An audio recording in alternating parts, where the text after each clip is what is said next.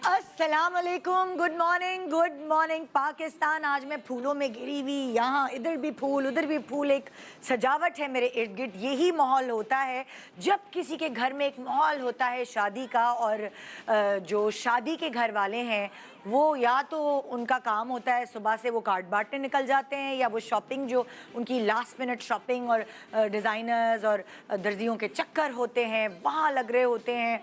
ये प्रॉब्लम हो गई, वो प्रॉब्लम हो गई। सो एक पैनिक क्रिएट हुआ होता है उन आखिरी दिनों में।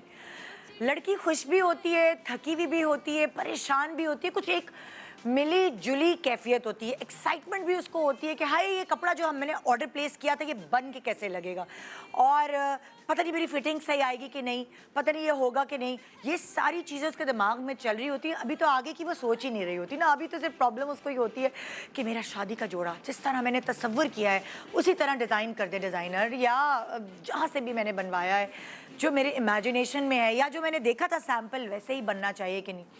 और ससुराल से भी कपड़े आ रहे होते हैं, एक वीआईपी प्रोटोकॉल मिल रहा होता है। लड़की जो है वो एक ज़ाहिर है वीआईपी होती है। अम्मा खाने की भी उसकी फ़िक्र कर रही होती हैं, अम्मा उसके सैलून जाने की भी फ़िक्र कर रही होती है। सो वो शायद ट्रीटमेंट ड्रेस को पूरी ज़िंदगी इतना नहीं मिला होता, वो उस ख़ास दिनों में, अहम दिनों में मिल रहा होता है जब उसकी शादी नज़दीक होती है। वैसे तो आप सोचें ना, मतलब जब नए कपड़े बनने का टाइम होता तो कोई इवेंट होना ज़रूरी है। ईद बकरा ईद है, किसी की बर्थडे है, किसी और रिश्तेदार की, करीबी रिश्तेदार की शादी है, ऐसे ही तो एवं ही तो नहीं, बड़ी मिन्नतें करके लॉन के जोड़ों का जो बजट है वो सेंक्शन कराना पड़ता था अब्बा से, सो जाके नए जोड़े बनते थे। तो काम वाले जोड़े तो आप सोच ही नहीं सकते कि एवं ही बना लो, कोई इवेंट होना ज़रूरी है। अब तो ऐसा इवेंट है कि आप जिस चीज़ पे हाथ रखेंगी, अम्मा ने इनकार जो है वो आसानी से नहीं करना, बहुत सोच समझ के जो है वो इनकार करना पड़ता है कि मेरी बच्ची का दिल ना टूट जाए। सो सारा फोकस जेवर ज्वेलरी, कपड़े, देखे जेवर ज्वेलरी पे अब मुझे ट्रोल ना कीजिएगा, गलती से निकल गया मुँह से। जेवर, कपड़े, जूते, दुपट्टे की तुरपाई, आपकी हेयर मतलब जो हेयर डाई है वो, ये सारा जोर उसी पे हो रहा होता है उस वक्त। क्योंकि अब आगे प्रैक्टिकल लाइफ में क्या होना है अभी वो सोचने का मौका या वो सोचने का कोई टाइम नहीं है। जो मोमेंट है उसको जी ले। हम ये भी नहीं सोचते, हमारा बस नहीं चल रहा होता कि जितने भी कपड़े अम्मा ने हमें देने वो सब सिलवा लें। नहीं नहीं अम्मी भाई मैं रिपीट नहीं करूँगी, वो भी सिलवा लें, ये भी सिलवा लें, ये भी और फिर शादी के बाद एक सबसे बड़ी गलती लड़कियां ये करती हैं कि वो जो सारे जोड़े उनको बरी और अम्मी की तरफ से मिल रहे होते हैं, मैके की तरफ से, वो सिलवा लेती हैं।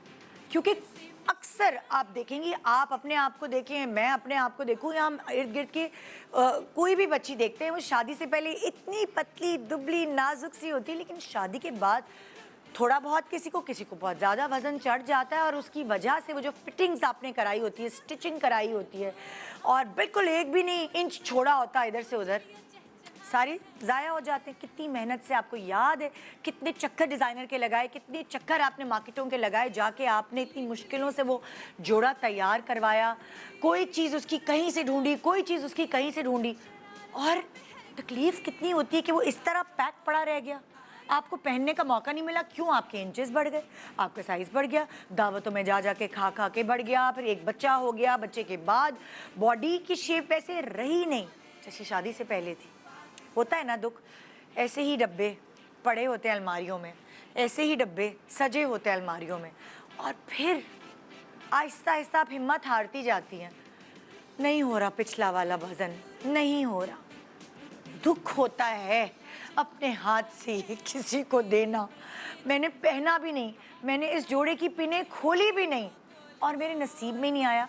फिर आपका इतना एक्सपेंसिव शादी का जोड़ा जो आपने इतनी चाह से बनाया है, सिर्फ एक दफ़ा दुल्हन बनते हुए पहना, उसके बाद मौका ही नहीं मिला।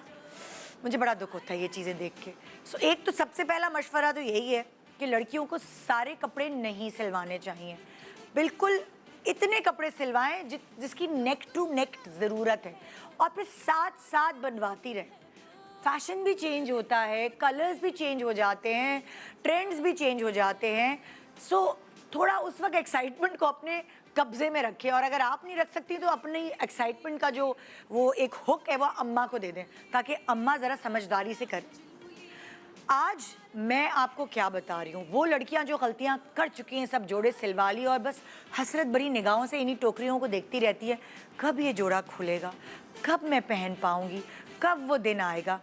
उसके लिए आज एक बड़ा डिफरेंट शो हम लेकर आए हैं, जिसमें हम आपको ये बताएंगे कि वही जोड़ा जो आपको फंसता भी नहीं, अब कैसे सुकून से आप पहन के एक थोड़े से नए डिज़ाइन के साथ इधर उधर करके 19-20 करके आप इंजॉय कर सकती हैं उसको।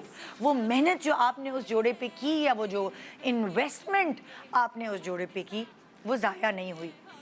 आप हमेशा अच्छे, अगर कुछ जोड़े ऐसे होते हैं जो थोड़े महंगे होते हैं, आप अच्छे डिज़ाइनर से लेते हैं जिसका कपड़ा ज़रा महंगा होता है, जिसका काम ऐसा होता है आपको पता है वो काला नहीं होगा, लेकिन उसके इंचेस जब हो जाते हैं आपको टाइट, तो फिर आप क्या करेंगे। ये सब बातें जानने के लिए कि अब उसका क्या करना है, ये टोकरी हम किसी को नहीं देंगे, ये हम खुद पहनेंगे, आज का हमने शो डिज़ाइन किया। एक छोटे से ब्रेक के बाद रहिए हमारे साथ, बहुत सारे मज़ेदार आइडियाज़ जानने के लिए, जिससे आप 19-20 करके फुल वो क्या कहते हैं, क्या लग सके, कट्टो लग सके, धांसू लग सके, बम्बाट लग सके, वो जो भी आपको ज़बरदस्त किस्म की तारीफ़ें वसूल करनी है, वो मौका देंगे हम आज आपको वसूल करने का। अस्सलामुअलैकुम, मुझे कहते हैं जी हिरा मानी।